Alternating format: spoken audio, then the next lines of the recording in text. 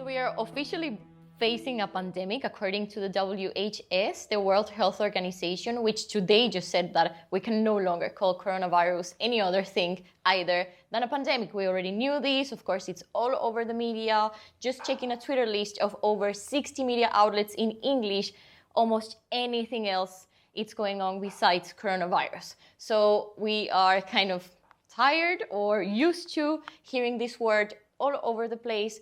But what's behind this and why is there so much scandal in the media about it?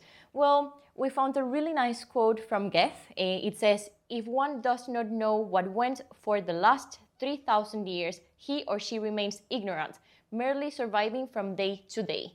And we think this is very relevant because this is not the first time that we as a humanity face a pandemic, face a flu, face a virus, anthrax, bacteria, which was also a pandemic. We faced the flu, influenza, H1N1. So yeah, coronavirus is not the first example of this. This very important and relevant topic today with three guests. They are Luca and Shinsila. Thank you for being here.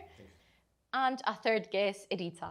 There could be a lot of views that we could analyze upon the phenomenon of coronavirus in the media, in the way we react as human beings. But personally, what would be your opinion regarding this phenomenon at the moment? I think the coronavirus epidemic is alarming globally right now. And you can see it from different angles: political, economic, social, cultural. This time I chose to make an experiment with myself and really limit all the news outlets that I have around me and not stay updated with what's happening. So I tried to make this experiment because I know how much effect the media has usually on my own thoughts and my own feelings and the way I experience the world.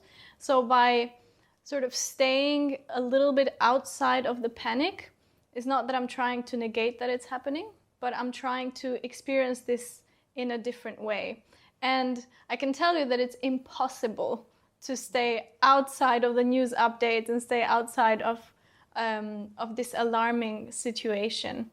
And from my perspective, this is as much an epidemic as a wake-up call, because it's activating fear in a lot of people. It's activating fear globally. And I think this focus on fear is teaching me to actually appreciate the moment that I'm living, to appreciate the small things that I already have, because exactly just like in the book, in the plague, you might not have a tomorrow, you might not even have a next minute. So it's really, from my perspective, I think socially it teaches us the lesson to be fully present and to be fully aware and to be here helpful for everyone who needs it.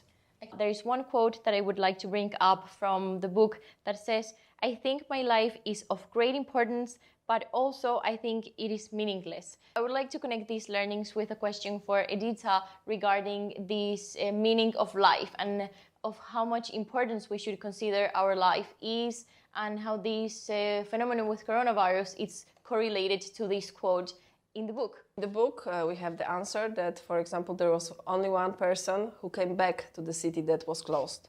And it was the wife of another doctor, Castello. Everybody was trying to go out from the city and avoid the illness, but she came back to be with the one she loved. So I guess that in this whole dialogue about the plague is that we understand the meaning of one life when it's somebody who you love. Because when you see in the news the numbers, 100 died, 1 million died, it's just the numbers. But when you think about people who you really love and who are important for you, then you see that there are not so many. That can be 1 or 5 or 10. I think love is universal. And I'm, again, using the coronavirus as an experiment, again, because I'm a creative concept manager, so all I do is come up with new ideas and new concepts. So I'm actually using this case to observe the relationship between strangers, that we're getting more and more into this estrangement and into this alienation of each other. The question is, are we experimenting fear towards the other? Because right now we see everybody that has a small coughing like this. It's like, okay, does he have anything? So we are going into this paranoia method or mood. Like Luca mentioned previously, that we are getting so much into the fearful state that we are considering more and more people as strangers. And so, like you said, then we start wondering, okay, who really loves me? Who really cares about me in this case? So what I'm doing right now is actually I'm developing a game that enforces and inspires social connection. While the mass media is promoting fear and is promoting division and estrangement, I'm really thinking of ways to inspire more connection between strangers. And of course, with this said, I think that it's really great that organizations like the World Health Organization is keeping us updated related to our own health and how to keep ourselves safe, to look after our souls and look after the love that we have among each other and the connection that we have among each other. The main recommendations from nations, from health organizations, is to actually keep us away from each other as possible, avoid handshakes, avoid hugs, kisses, whatever kind of physical connection. So how, and I want to address this question to Luca in regards to what you were saying before, is how do we work in this kind of world to keep up the human connection and to build stronger human connections when we face situations based on fear, such as this one? Well, my answer is you can't. You can't keep the same level of connection without the interaction. You know, the procedure is 2 meters from each other, not shaking hands, not having any human contact that is dangerous. I would say that life is dangerous in any case. So maybe a life where we don't have any connection with other human beings is not a life in the way we know. And then maybe it's not really so worth. So I don't think we can really keep the level of humanity we have if we don't have that connection to human being. Because what keeps us alive is the human connection. When people become elder, they don't die because of diseases. Most of them, they die because of isolation and not having any connection with other human beings. That's the life we want? No, right? So yes, this is a temporary measure for sure for our health, but it cannot stay in the long run, because else we dehumanize our condition. Our condition is to be a social being, to be connected, to exchange energy, to exchange ideas each other. If you are isolated, you are nothing. That's the main problem. As somebody said, no man is an island. We are all connected. So good luck to all of us. Luca, that was so interesting. No man is an island. However, it feels like we are invited to close ourselves and quarantine ourselves into our own islands. And I would like to have a discussion or ask you, in this moment where we are actually obligated to close down into our own island and have a look inwards, how can people use this time for their own reflection, self-reflection, for their own self-discovery, for their own discovery and maybe self-connection?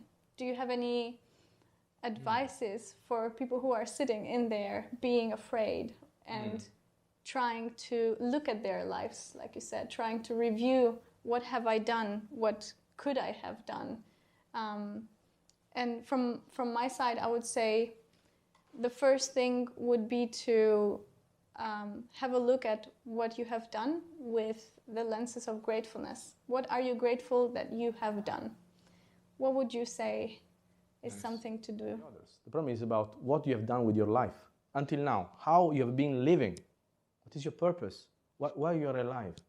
So maybe you got a second chance, and so you don't get the virus, you are alive. So please change your life if you don't like it. If you are unhappy about it, do something about it, because the virus put things in perspective. 3,000 years ago, they were believing that diseases, they were an external spirit from the universe coming to help human being. So like an external entity that comes to you to help you when something is wrong with your life. So you will get that disease, maybe you change your life path, then you heal. But if you don't heal, the disease will let you die, so you can reincarnate and have a better chance. So it's horrible theory, but somehow resonate with the possibilities of growing, possibility of changing life. So don't be afraid of others. Of course, follow the procedure for safety. Hopefully, they will not change the, I would say, social and political status because of this. But try to understand what you have done with your life. That's at least the thinking that this situation are enabling in my mind right now.